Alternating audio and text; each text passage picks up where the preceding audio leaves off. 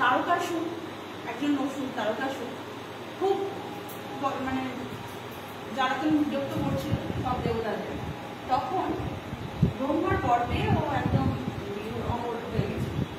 তো কিভাবে অমর হয়েছিল? শুধুমাত্র শিবের সন্তানই তারকাসুরকে বধ করতে পারে।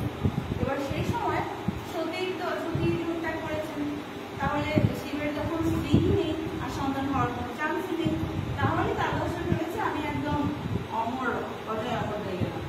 কিন্তু সব দেবতারা তারপর সবার অনুরোধে শিবকে বিয়ে করলেন পার্বতী আবার পরে আবার ওই হিমালয় রাজ্যে শৈলপুত্রী প্রথমাদিন যার পুজো করছিলাম, শৈলপুত্রীর রূপ নিয়ে জন্মালেন।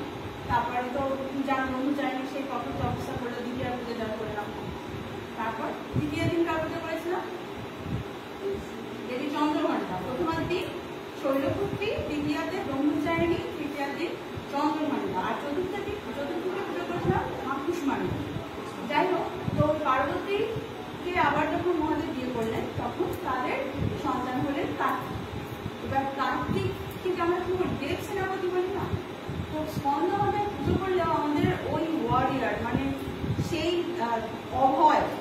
অভয় হতে আমাদের শেখায় স্কন্দমাতা। এবং জীবনে সবসময় সংগ্রাম, যুদ্ধ এগুলো থাকবে।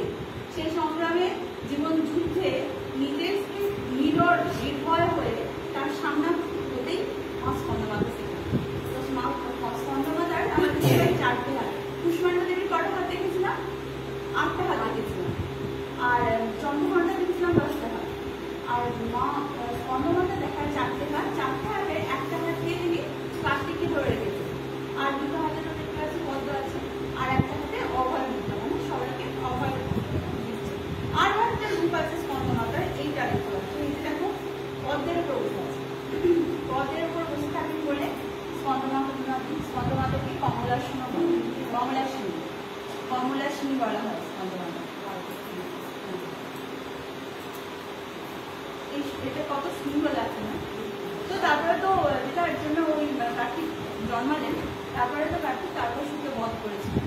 তো সেটাই স্কন্দমাতার বিশেষত্ব। আর স্কন্দমাতার পুজো করতে আঞ্চলিকভাবে ওই রঙটা দেখায় অনেক সময়, আকাশী নীলাভ